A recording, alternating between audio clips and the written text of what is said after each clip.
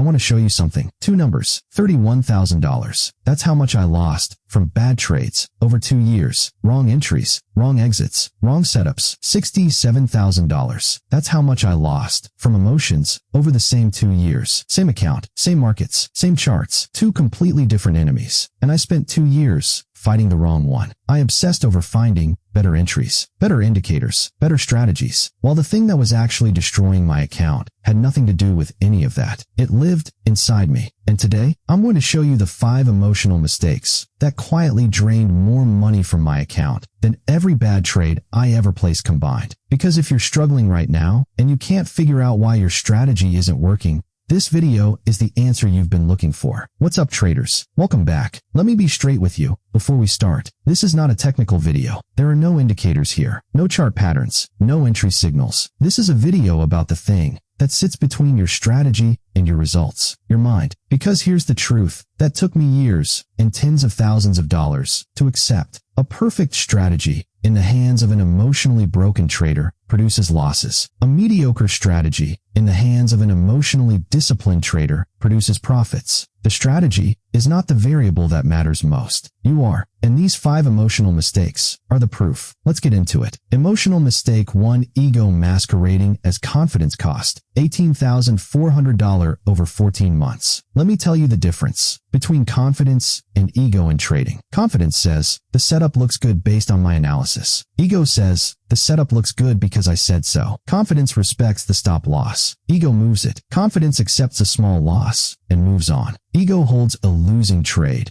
until it becomes a catastrophic one. For 14 months, I thought I was a confident trader. I was not. I was an ego-driven trader, wearing the mask of confidence. And the difference showed up in one repeated behavior. I could not accept being wrong. Not quickly, not cleanly, not without a fight. Every time a trade moved against me, I invented a new reason why it would come back. The thesis is still valid. The market is just shaking out weak hands. The buyers will step in at this level. Smart money is accumulating here. Every excuse was designed to protect one thing: my need to be right. And while I was busy being right in my head, my account was being destroyed in reality. The trade that cost me the most was a Nasdaq futures position. I held for 6 days past my stop loss. 6 days, telling myself every morning that today was the day it would reverse. It didn't reverse. It kept falling, and I kept holding, because closing it meant admitting I was wrong. That single trade cost me $4,200. Not because the setup was terrible, because my ego was. Here is the most important thing I can tell you about ego in trading. The market does not know your name. It does not know your opinion. It does not care how smart you are or how much you've studied. The market is a mechanism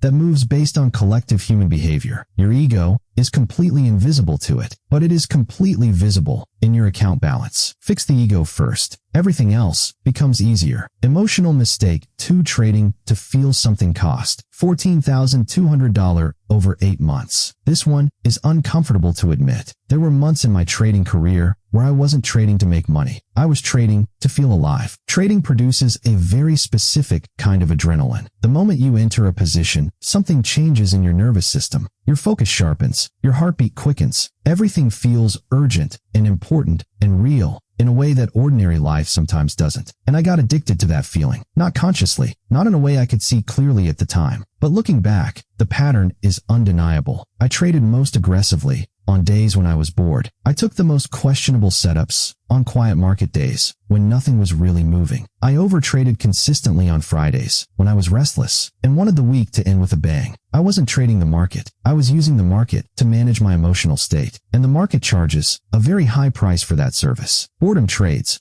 almost never work. Not because the setups are always terrible, because the psychological state behind them is wrong. When you enter a trade to feel something, you are not thinking about risk. You are thinking about the feeling. And feelings don't care about your account balance. The rule I eventually built around this was brutal in its simplicity. Before every trade, I ask one question: am I entering this trade because my system says to, or am I entering it because I need something right now? If the honest answer is the second one, I close the platform. I go for a walk. I come back when I'm trading to make money, not to feel it. If emotional mistake number 2 just described you, hit that like button right now, because recognizing it is the first step to fixing it. Subscribe if you want the rest of these delivered to you every week. And stay with me, because emotional mistake number 3 is the one that almost ended my trading career completely. Emotional mistake 3, the identity collapse cost 1 full year of progress. This one didn't cost me money directly. It cost me something more valuable: time. After a particularly brutal 6-week losing streak, I stopped being a trader who was going through a bad period. I became a failure, not in reality, in my own head. And that distinction matters more than most people understand. Because when losing becomes part of your identity, rather than a temporary condition you're experiencing, everything changes. You stop approaching the market with curiosity. You approach it with dread. You stop seeing losses as data points. You see them as confirmation of what you secretly fear about yourself. Every red trade becomes evidence. Evidence that you were never good enough. Evidence that the people who doubted you were right. Evidence that success in trading was always meant for someone else. I carried that story for almost a year, and it shaped every single trading decision I made during that time. I exited winning trades too early because I didn't believe I deserved to let them run. I hesitated on perfect setups because I expected them to fail. I sized down so aggressively that even my winning trades barely moved the needle. Fear of confirming the story was running my account. Not strategy, not analysis. A story I had told myself so many times it felt like truth. Here is what finally broke that pattern. A mentor said one sentence to me that I have never forgotten. He said, "Your last trade does not define your next trade, and your last month does not define your next month. The market gives you a fresh start every single session. The only thing that carries yesterday's story into today is you. You get to decide whether to bring it, leave it behind, every morning, walking clean." Emotional mistake 4, comparing my Chapter 1 to someone else's Chapter 10 cost $9,800 in forced trades trying to keep up. Social media broke something in my trading psychology that took years to repair. Every day, I was consuming content from traders showing massive winning trades, accounts growing 50% in a month, screenshots of 5-figure days, lifestyle content built on the implication that real traders made this look easy. And every day, I looked at my own results and felt behind, inadequate, slow, like something was fundamentally wrong with my approach because it didn't look like theirs. So I started forcing things. I started taking trades that didn't fit my system because I wanted results that looked like theirs. I started sizing up beyond what was comfortable because I wanted my numbers to feel impressive. I started measuring my performance against highlight reels instead of against my own baseline. And the results were predictable. Forced trades produce forced losses every single time. Here is the truth about what you see on trading social media. The winning screenshots are real. The losing screenshots never get posted. You are watching a curated highlight reel of someone's best moments, and you are comparing it to the unedited full footage of your own life. That comparison will always make you feel inadequate, not because you are inadequate, because the comparison itself is dishonest. The only trader you should ever be competing with is the version of yourself from last month. Are you more disciplined than last month? Are you following your rules better than last month? Are you making better decisions under pressure than last month? That is the only scoreboard that matters. Everything else is noise. Emotional mistake 5, ignoring the body cost. $11,600 in trades I should never have placed. This is the one that gets the least attention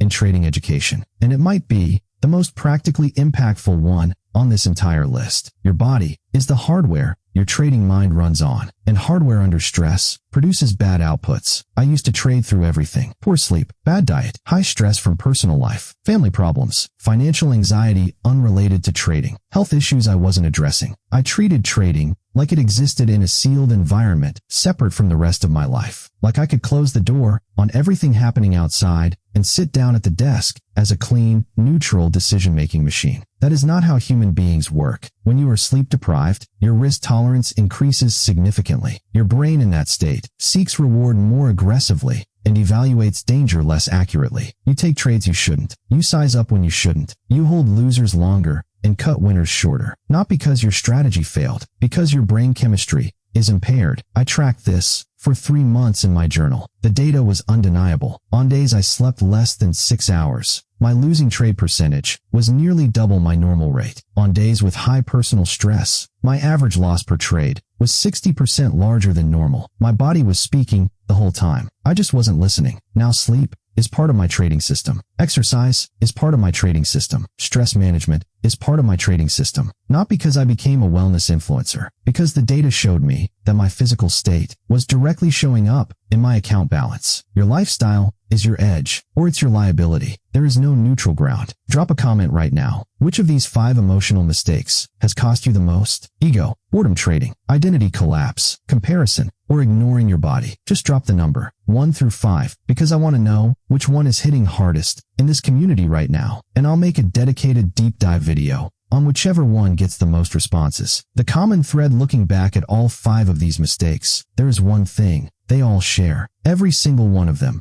was invisible to me while it was happening. Ego felt like confidence. Boredom trading felt like opportunism. Identity collapse felt like honest self-assessment. Comparison felt like motivation. Ignoring the body felt like toughness. Every emotional mistake wore a costume that made it look like something reasonable, something justified, something that a serious trader would do. That is what makes emotional mistakes so much more expensive than technical ones. A bad entry signal is visible on the chart. You can see it. You can backtest it. You can fix it. An emotional mistake lives in your blind spot. It operates exactly where you can't see it, and it charges you for every trade it influences without ever sending you a receipt. The only tool that pulls these mistakes out of the blind spot and into the light is a trading journal. Not a trade log, a real journal. One where you write down not just what you traded, but who you were when you traded it, what you were feeling, what you were thinking, what story you were telling yourself. Because the patterns that show up in honest journaling are impossible to ignore, and impossible to ignore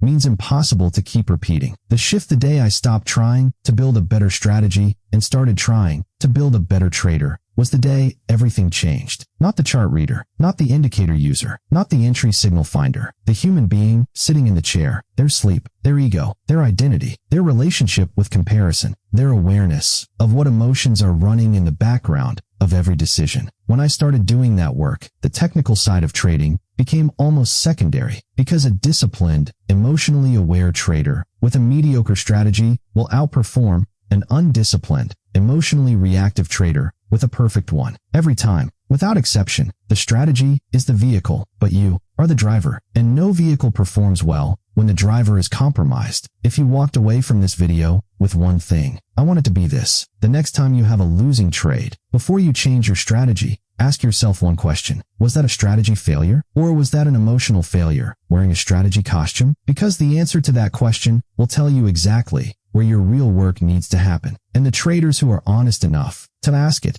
and brave enough to answer it truthfully, those are the traders who eventually win. Not the ones with the best indicators, the ones with the most self-awareness. Be that trader. Subscribe to this channel right now. Every week, we go deeper into the psychology of trading than anywhere else on YouTube. Hit the like button if this video gave you something real today, and share it with one trader in your life who is stuck right now and can't figure out why. Because the answer might be in this video. Stay disciplined. Stay self-aware. I'll see you in the next one.